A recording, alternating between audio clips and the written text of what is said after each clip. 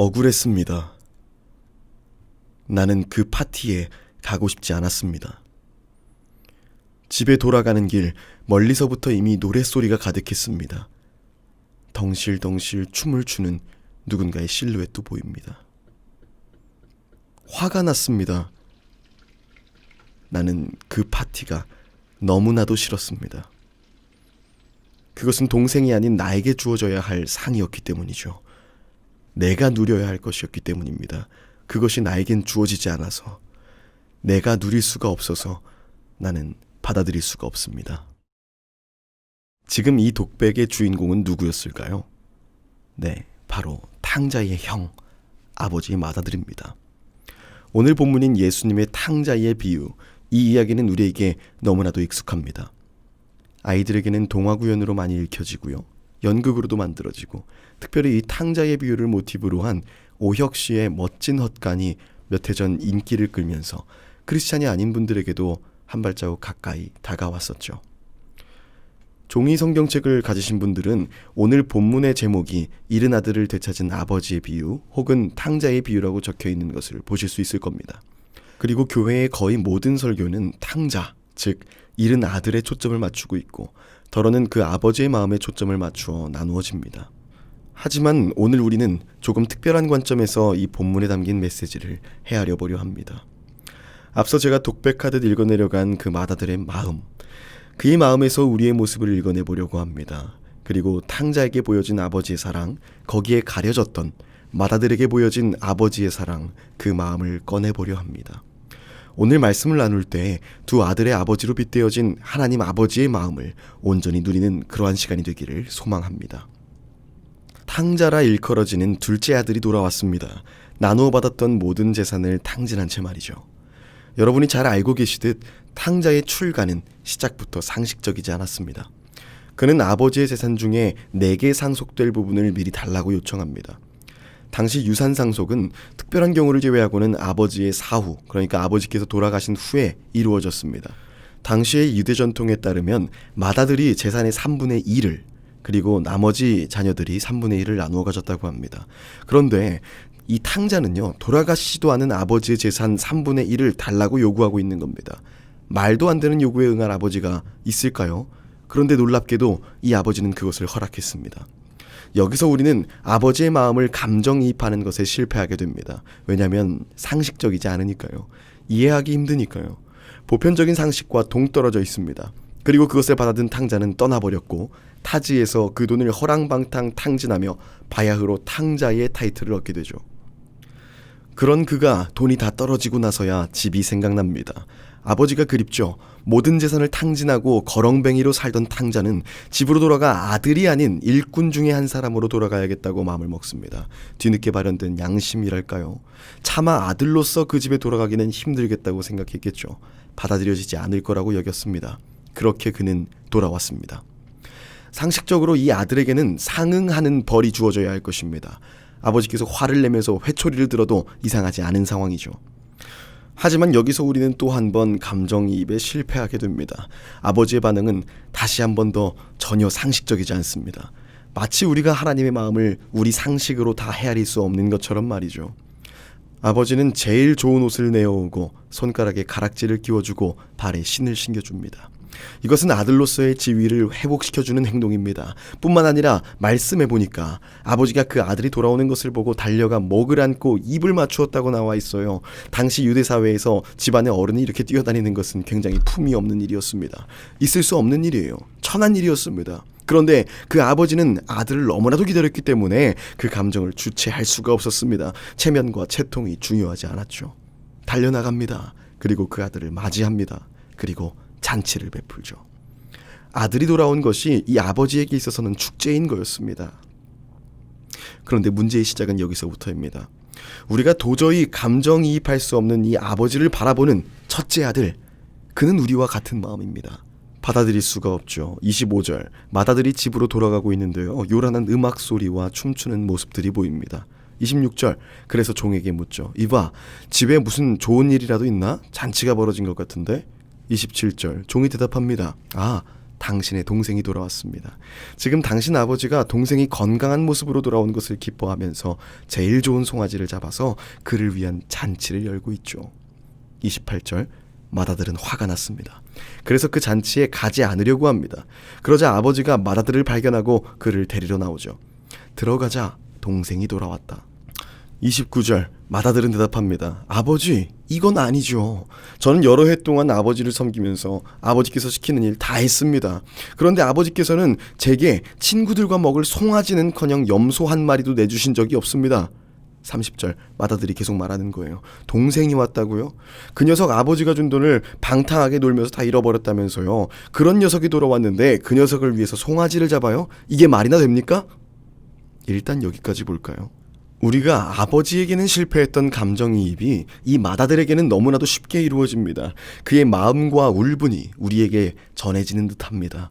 그는 충분히 억울할 수 있어 보입니다. 나는 아버지 밑에서 죽어라고 일했는데 오늘도 나는 일하다 지금 돌아오는 길인데 쳐놀다 돌아온 동생이 아버지의 사랑을 받고 있네요. 그럼 나도 놀았지. 내가 그렇게 놀아나 봤으면 억울하지라도 않지.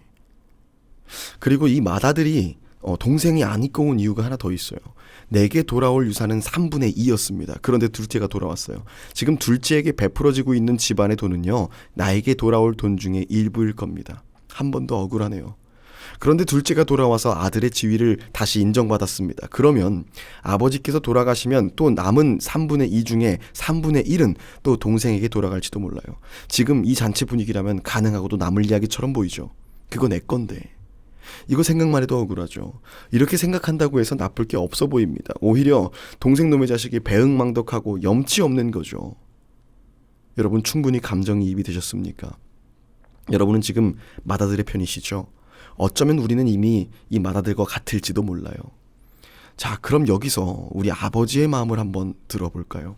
31절부터 32절입니다. 31절, 아버지가 이르되 예 너는 항상 나와 함께 있으니 내 것이 다 너의 것이로되. 32절, 이 너의 동생은 죽었다가 살아났으며 내가 잃었다가 얻었기로 우리가 즐거워하고 기뻐하는 것이 마땅하다 하니라.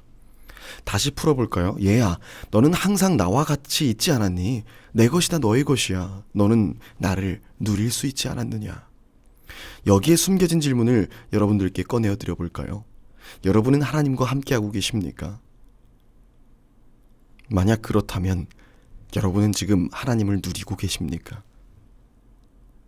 맏아들은 누리지 못한 거예요. 그가 누리지 못한 이유는 그가 아버지를 원한 것이 아니라 아버지께서 줄 수 있는 것들만을 원했기 때문입니다. 단적으로 아버지가 아닌 아버지의 재산, 곧 내게 돌아올 유산을 원했던 것입니다. 지금까지 우리가 감정이입된다고 하던 그 마음 있잖아요. 이 맏아들의 감정과 판단에서 물질, 유산, 재물, 손해, 이익, 그러니까 돈을 한번 걷어내고 한번 생각해 봅시다. 그래도 맏아들은 아버지와 같이 그 동생을 사랑할 수 없었을까요? 그에게 그 유산보다 아버지와 함께하는 시간이 소중했다면, 아버지의 마음이 더 소중했다면 그는 그렇게 행동하지 않았을 것입니다. 몸은 항상 아버지와 함께 있었지만 그의 마음은 탕자와 마찬가지로 아버지를 떠나 있었던 것입니다. 아버지와 함께 할 수 있는 산책, 아버지와 나눌 수 있는 대화, 아버지께서 내 마음을 알아주시고 내 마음을 아버지께서 아시는 친밀함, 그 사소하고 당연하게 여겨졌던 것들의 소중함을 그는 잊고 있던 것입니다. 그 역시 또 다른 탕자였던 것이죠. 우리 역시 마찬가지입니다. 여러분은 왜 하나님을 신앙하십니까? 여러분이 사랑하는 것이 하나님 아버지입니까? 아니면 하나님 아버지께서 주시는 세상적인 복입니까? 우리가 정말 바라고 원하는 그 소망은 어디를 향해 있습니까? 유감스럽게도 저와 여러분은 하나님을 원하지 않습니다. 하나님이 해줄 수 있는 것들, 나에게 돌아올 이익, 부차적인 것들, 이런 것들에 더 관심이 쏠려 있죠. 여러분은 이 사실을 부정하실 수 있으십니까? 우리는 지금 하나님과 함께 하는데 우리는 하나님의 마음을 알고 있냐 말입니다. 아니, 궁금하긴 하십니까? 내 주변에 일어나는 일들, 경제적 이익, 취직, 행운, 요행, 이런 것들만이 우리의 기도 제목을 꽉꽉 채우고 있지는 않습니까? 하나님께 기도하면서 하나님의 마음을 질문하십니까? 질문한다면 우리는 이렇게 기도하죠. 하나님, 이거 어떻게 해야 할까요? 하나님께서 원하시는 것 제가 할게요. 그거 사명으로 주십시오. 그런데 하나님, 내가 하고 싶지 않은 일, 내게 경제적으로 부담되는 일, 나의 이익을 제한당할 일, 이런 것들만 빼고요. 하나님 전지전능하시잖아요. 제 마음 아시죠? 쉬운 걸로, 돈 안 드는 걸로. 그러면서 제가 조금 드러나는 일이면 더 좋고요. 제가 돈도 벌 수 있으면 더 좋고요. 도와주세요. 그러면 순종할게요. 이것이 어떻게 순종입니까? 이것이 어떻게 사명이 되겠습니까? 이것은 순종이 아닌 방종이고요. 사명이 아닌 사심입니다. 마다들은요, 아버지의 마음엔 관심이 없습니다. 내 기분, 내 기준, 내 이익, 내 이성을 따르고 있습니다. 맞는 것 같았어요. 하지만 그는 이미 모순을 만들고 있습니다. 29절에 내가 여러 해 아버지를 섬겨 명을 어김이 없거늘. 과연 그렇습니까? 아버지의 마음을 헤아려서 순종한 것일까요? 나는 이렇게 했는데 아버지께서는 합당한 대우와 대가를 내게 보장하지 않으니까 나는 화가 났다. 따를 수 없다. 이 마음이 과연 순종입니까? 섬김입니까? 예수님께서 겟세마네 동산에서 하나님께 드렸던 그 기도를 기억하십니까? 죽음이 눈앞에 온 것을 본인이 가장 잘 알고 있습니다. 왜냐하면 아버지의 뜻을 알고 있기 때문이죠. 아버지의 마음을 잘 알고 있기 때문입니다. 아버지 하나님의 마음과 함께 있기 때문이었어요. 하지만 예수님께서도 두려웠어요. 인간이셨기 때문에요. 그래서 기도하셨습니다. 마태복음 26장 39절이 현장감 있게 보도하고 있습니다. 얼굴을 땅에 대시고 엎드려 기도하여 이르시되 내 아버지여 만일 할만하시거든 이 잔을 내게서 지나가게 하옵소서.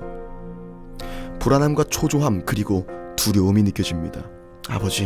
아버지께서는 모든 것을 할 수 있으시니까 제게 다가오는 십자가 위의 죽음 이것 피하게 해주세요. 이거 그냥 지나가게 하시면 안 될까요? 여기까지는 아까 우리가 기도하는 모습과 크게 다르지 않아 보입니다. 하지만 이어지는 기도가 우리의 머리를 망치로 아주 쿵 하고 내려찍죠. 그러나 나의 원대로 마시옵고 아버지의 원대로 하옵소서. 우리의 머리를 때린 이 기도가 오늘 우리의 가슴에도 힘껏 내리쳐지길 원합니다. 이 기도가 우리의 이성을 울린다면 이제 우리의 마음을 울리길 소망합니다.